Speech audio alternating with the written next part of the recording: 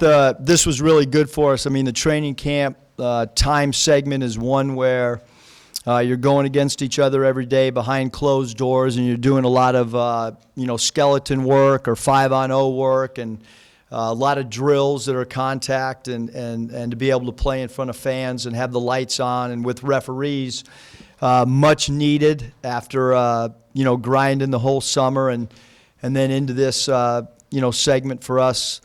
And now we got a 2-week stretch before we get to compete again. But this will be a great opportunity for our staff to individually watch some film with guys, and also to watch it collectively as a team and try to clean up some of the areas from an execution standpoint.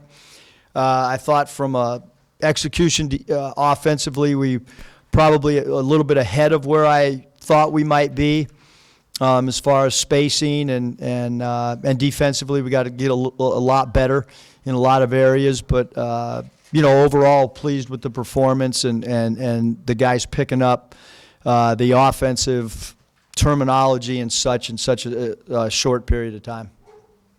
Questions?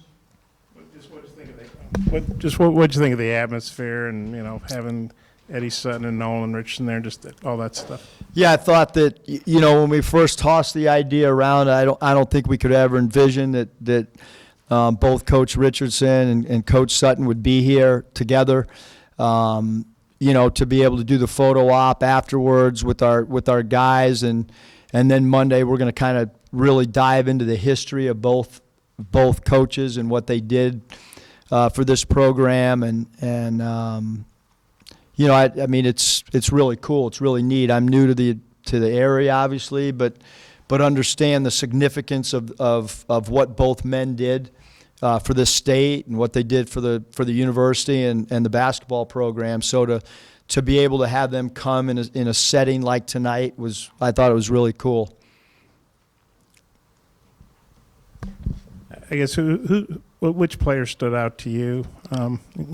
As far as playing well. I thought that, several guys. I thought Jimmy Witt did a great job rebounding the basketball. I liked how he didn't force the issue from an offensive standpoint. I thought, especially, the first segment of the game offensively, Isaiah Joe was outstanding with his, 3-point shooting and spacing and not trying to force the issue. I thought Adriel Bailey did a great job of slashing and getting extra possessions. He took 2 shots that were mid-range shots that we did not, we don't feel that's in his wheelhouse, so to speak, and we discussed that with him. But and then I hate to bring it up, but Connor's, we're a lot different when he's on the floor because he spaces it. He adds a dimension from obviously the size factor, but his 3-point shooting, when you put him out there with some of our other guys, our spacing just opens up, and there's a lot more dribble drives.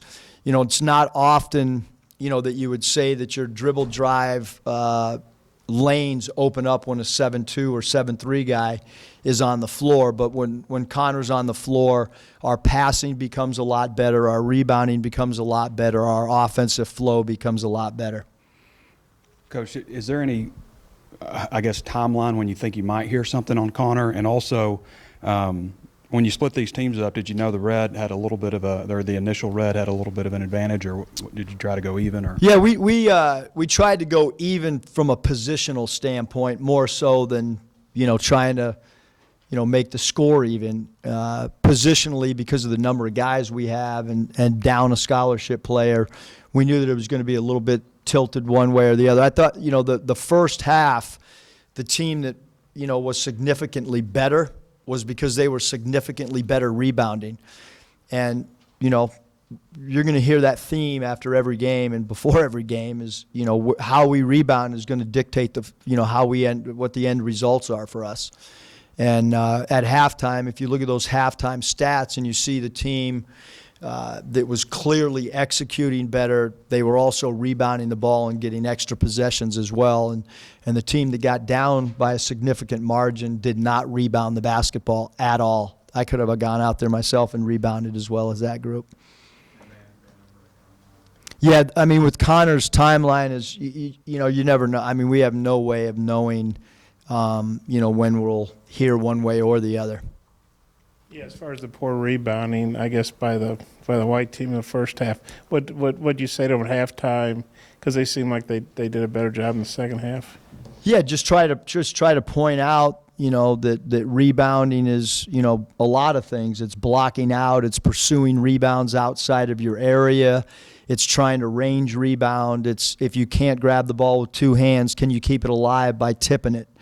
And then just the overall defensive rebounding is five guys gang rebounding, and you know, the guards have got to be really good rebounders, and I think that's, you know, that was one of the, when we recruited Jimmy Witt, that was a big, you know, thought process, is he's one of the best rebounding guards in the nation, and you know, when you look at, you know, guys like, not to compare, but like, you know, when Westbrook's on the floor in an NBA game, he's a great rebounder, and it changes the defensive rebounding aspect, especially when a point guard can grab a defensive board. It ignites your offense a little bit more in transition. So just the fact that all five guys have got to understand that it's all of their jobs. We can't rely on one or two guys to go get a defensive rebound.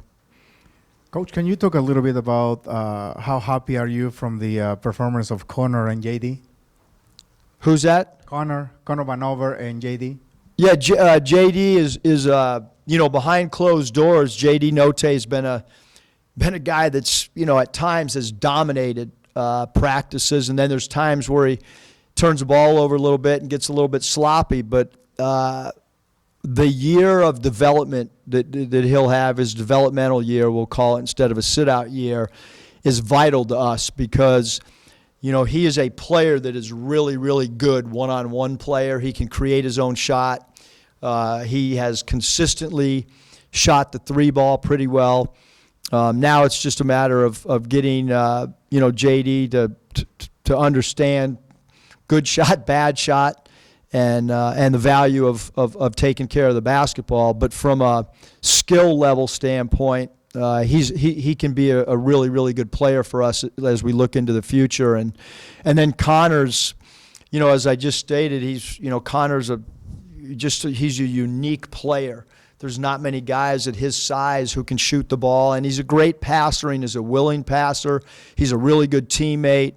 Probably the neatest thing in such a short time frame is, I thought when Connor came onto campus, he was introvert, you know, didn't say much. Now he's one of our most talkative players, and it's been really cool to see maturity and confidence. You know, when you talk a lot on the floor, it's usually the guys that are really confident, and I think that Connor's confidence continues to grow on a daily basis.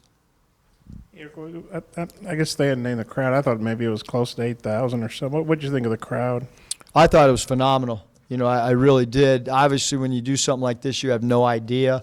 Look, it's a red and white, you know, scrimmage, so to speak, and we're not playing against another team, and the weather's absolutely beautiful. I mean, it's like a, you know, picture perfect day. And so, you don't know what the crowd's going to be like. But I thought it was a great crowd, and they stayed till the end. You know, I didn't know at halftime. I said to one of the coaches, well, I wonder what's going to happen when we walk up there. Is it going to be half empty? And I thought that, you know, seems like people are intrigued by the guys on the floor and wanted to watch our ball club. And again, I thought, you know, nothing's going to be real pretty at this time for anybody in the country. And I think we're, you know, from an execution standpoint, although we have a lot to clean up, I also think that we're far ahead in some ways as well. It's kind of weird with the guys swapping jerseys, but I guess it was an 8-point game between Team Eddie and Team Nolan. Do you think that the first white team that switched to red, they were more competitive? Do you think they kind of got their pride kicked a little bit in that first half? What do you think got them going in the second half? Yeah, I think that, you know, the one thing in basketball, and it's something that I repeat all the time, is, you know, my dad used to always talk about there's 3 runs in every game. You know, and the team that can control 2 of the 3 runs usually wins, and that's been about 90% accurate since I was a little kid and heard that sentence come out. And I think that, the other group coming out of halftime, they knew they had to go make a run, and they put some points together, and then had some defensive stops, and then all of a sudden the flow of the game starts changing a little bit, and then the team that got up a lot, I thought they kind of relaxed for the first 5 or 6 minutes of that third quarter. Reggie Chaney, where's he at, Coach, as far as this, the amount of time you've been practicing and stuff? Reggie's done a really good job. I mean, I thought, running the floor, and I thought, the big thing with Reggie was he did a really good job of playing within himself. And then late in the game, there were some plays run for him in the post as well, which didn't really happen the first part of the game. But towards the end of the game, we started looking, for Reggie a little bit in the post to see what he could do, and he made a great up and under move on one of our plays called the punch, and had some good patience. And so Reggie's been he's going to be a big key to who we are. I was going to say, with your lack of size somewhat, I mean, I guess he's going to be one of the key players on the whole team. Yeah, no question. Just because Reggie's really strong, he's really athletic, and as we go against SEC front lines, I mean, we're going to need Reggie to play really well, and you hope that a player going into his sophomore year has feels a little bit more comfortable. He's been through SEC play before, and he should have a better year than he did last year. Jimmy Witt, as one of the older guys, how much of a leader have you seen him kind of develop into over the summer and now into fall? Yeah, Jimmy's done a great job since he's been here, but there are certain guys that when the lights come on, their personality comes out a little bit more. And certainly, if I could say 3 guys that when the lights come on, or when we've gone more live scrimmage, even behind closed doors in practice, Jimmy and Connor and Isaiah have been 3 guys that, seem, again, we haven't done anything other than a few live segments in practice and then today, but those 3 guys seem to like the lights being on. With Connor, is it frustrating you haven't heard anything yet? Are you cautiously optimistic? Or are you kind of assuming he's not going to get the waiver, and if he does, it'll be a bonus? Or kind of how do you approach that from I guess mentally, you, the coaching staff, and the team? I think that we're all approaching it like he's in a development year and he's not playing.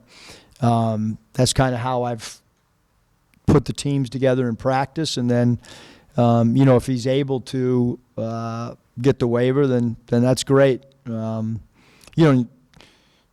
at around the country, there's been quite a few guys that have gotten it, and I think that he's got as good a case or whatever you want to say as anybody.